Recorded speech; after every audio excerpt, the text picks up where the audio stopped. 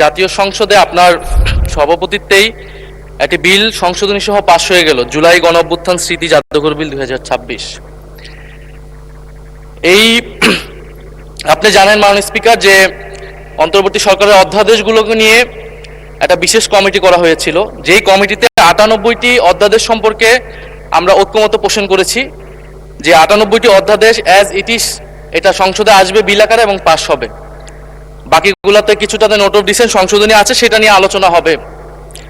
মাননীয় স্পিকার, এই জুলাই গণঅভ্যুত্থান স্মৃতি জাদুঘর বিল 2026 সেটা কিন্তু সেই 98টি অধ্যাদেশের একটি, যেটা নিয়ে সবাই ঐক্যমত ছিল, সরকারি দল বিরোধী দল, যে এই বিলটা যেভাবে অন্তর্বর্তী সরকারের সময় রচিত হয়েছে, গৃহীত হয়েছে, সেভাবে এটা পাশ হবে।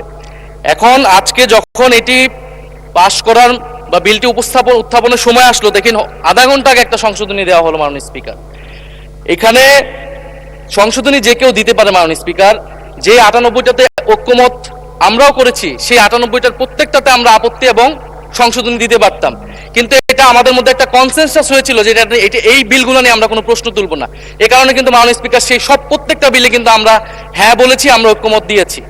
কিন্তু সরকার দল আজকে এটা আপনার সামনে, এটা কিন্তু রাজনৈতিক সমঝোতা ভঙ্গ করা হলো, কনসেনসাস ভঙ্গ করা হলো। তাহলে এই বিশেষ কমিটি যেটা করা হয়েছিল, সেই কমিটির কোনো প্রয়োজন ছিল না। আমরা জানি সরকারি দল চাইলে যে কোনো আইন, যে কোনো বিল তারা উপস্থাপন করতে পারে, সংশোধনী আনতে পারে, পাশ করতে পারে, তাদের সেই মেজরিটি রয়েছে। বিরোধী দলের হ্যাঁ নাই আসলে এখানে কোনো মূল্য নেই। কিন্তু আমরা এখানে কেন আছি?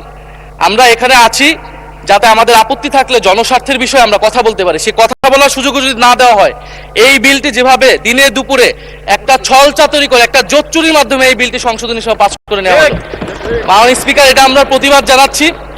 এবং যেই সংশোধনী, স্পেসিফিক সংশোধনী নিয়ে যদি আমি একটু বলি 2 মিনিট, যেখানে 2টি সংশোধনী, বিশেষ সংশোধনী এনেছেন একজন মাননীয় সংসদ সদস্য, যেখানে তিনি প্রস্তাব করেছেন আছে শিল্পকলা আছে, নজরুল একাডেমি আছে, বাংলা একাডেমি আছে, জাতীয় জাদুঘর আছে। এই প্রতিষ্ঠানগুলো কিন্তু, এটা মাননীয় স্পিকার আপনি যেমন রেওয়াজের কথা বলেন, এটাও কিন্তু রেওয়াজ, এখানে বিশেষ সংশ্লিষ্ট ব্যক্তি যাদের সাহিত্য, ইতিহাস, সংস্কৃতি এক্সপার্টাইজ আছে বা জাদুঘর নিয়ে এক্সপার্টাইজ আছে, তাদেরকে সেই দায়িত্বগুলো দেওয়া হয়। সেই ধারাবাহিকতাতেই জুলাই গণঅভ্যুত্থান স্মৃতি জাদুঘর, এটা কিন্তু কোনো শাখা জাদুঘর না, এটা একটা স্বতন্ত্র, একটা বিশেষায়িত জাদুঘর।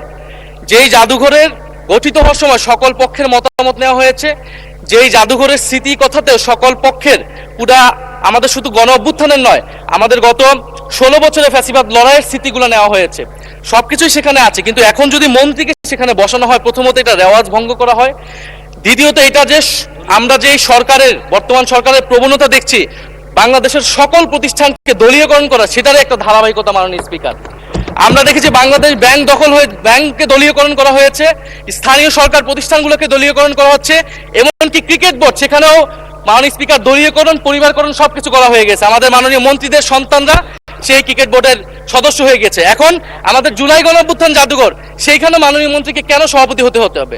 সেটা তো মন্ত্রণালয়ের অধীনে একটি প্রতিষ্ঠান। আর দ্বিতীয় যে সংশোধনী, যে সরকার চাইলে যে কাউকে বাদ দিয়ে দিতে পারবে। এখন জুলাই গণঅভ্যুত্থান আমরা সকলে এক বাক্যে স্বীকার করি, এটা সকল পক্ষের, ফ্যাসিবাদ বিরোধী সকল পক্ষের একটা অংশীদারিত্ব সেখানে আছে। এই জাদুঘর পরিচালনা করার ক্ষেত্রে, যে কোনো গুরুত্বপূর্ণ সিদ্ধান্তের ক্ষেত্রে এই জিনিসটা মানা উচিত, সকলের সেই কনসেনসাস থাকা উচিত। এখন সরকার সম্পূর্ণভাবে এটার নিয়ন্ত্রণে নেওয়ার চেষ্টা করা হচ্ছে, নিয়ে যাচ্ছে এই বিল পাসের মাধ্যমে। ফলে আমি আপনার কাছে এটার অনুরোধ জানাবো, আহ্বান জানাবো সরকারের প্রতি, যে সংশোধনী বাদ দিয়ে এটা এখনই যেই ভাবেই এটা বিল ছিল, যে ঐক্যমত হয়েছিল বিশেষ কমিটিতে, সেই অনুযায়ী যাতে এই বিলটি আবার পাস করার ব্যবস্থা করা হয়, বা সেই অনুযায়ী আইন অনুযায়ী ব্যবস্থা গ্রহণ করা হয় মাননীয় স্পিকার। আর না হলে আমাদের এখানে থাকার কোনো দরকার নেই। সরকারের নজিরবিহীন যেভাবে দলীয়করণ চলছে,